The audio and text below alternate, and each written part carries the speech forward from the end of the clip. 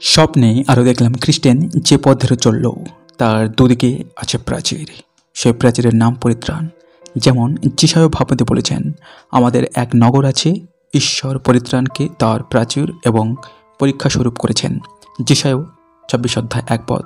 পিঠের বোঝা পিঠে নিয়ে খ্রিস্টান ছুটল, কিন্তু বেশ কষ্ট হচ্ছিল। ছুটতে ছুটতে খ্রিস্টান একটা উঁচু জায়গায় গিয়ে পৌঁছালো। সেখানে একটা ক্রুশ পোঁতা ছিল এবং তার খানিকটা নিচে একটা খোলা কবর ছিল। স্বপ্নে দেখলাম খ্রিস্টান সেখানে পৌঁছানো মাত্র তার পিঠের বোঝা খসে গড়াতে গড়াতে কবরের ভেতরে গিয়ে পড়ল। সে বোঝা আর দেখতে পাওয়া গেল না। তখন খ্রিস্টানের মনে আনন্দ আর ধরে না।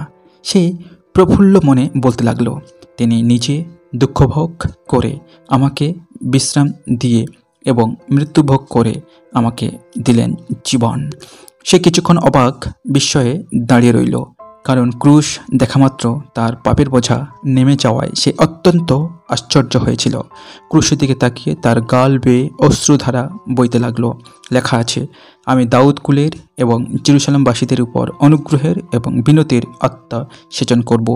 তাতে তারা যাকে বিদ্ধ করেছে সেই আমার প্রতি দৃষ্টিপাত করবে এবং একমাত্র পুত্রের জন্য বিলাপ করবার মতো তার জন্য বিলাপ করবে। সখরীয় 12 অধ্যায় 10 পদ। খ্রিস্টান যখন এইভাবে তাকিয়ে আছে আর কাঁদছে, তখন 3 জন উজ্জ্বল পুরুষ সেখানে এসে তোমার মঙ্গল হোক বলে সামনে দাঁড়ালেন। প্রথম জন তাকে বললেন, তোমার পাপ ক্ষমা হলো। মার্ক লিখিত সুসমাচার 2 অধ্যায় 5 পদ। দ্বিতীয় জন তার ছেঁড়া কাপড় খুলে ফেলে ভালো কাপড় পরিয়ে দিলেন, যেমন শাস্ত্রে লেখা আছে। সেই দূত আপনার সম্মুখে দণ্ডায়মান ব্যক্তিদের বললেন, এর গাত্র থেকে ওই মিলন বস্ত্র খুলে ফেলো। পরে তিনি তাকে বললেন, দেখো, আমি তোমার অপরাধ তোমার কাছ থেকে দূর করে দিয়েছি এবং তোমাকে শুভ্র বস্ত্র পরিহিত করব। সখরীয় 3 অধ্যায় 4 পদ। আর তৃতীয় জন তার কপালে একটা ছাপ মেরে দিলেন। এফেসীয় 1 অধ্যায় 13 পদ। এবং তার হাতে একটা শিলমোহর মারা গোটানো বই দিয়ে বললেন, দৌড়ে যেতে যেতে এই বইয়ের ওপর নজর রাখো আর স্বর্গীয় রাজধানীর দরজায় গিয়ে এটা দেখিও। এই বলে তারা চলে গেলেন।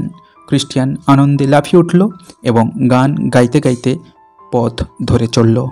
মনের যাতনা হতে পেতে পরিত্রাণ, নিখিল এ বিশ্ব মাঝে শুধু এই স্থান। এপুত পর্বত প্রান্তে করি পদার্পণ, পৃষ্ঠের সে গুরুভার হয়েছে মোচন। পূরণ সে জীবন হয়েছে সমাপন, সুখের সূচনা মোর হলো কি এখন?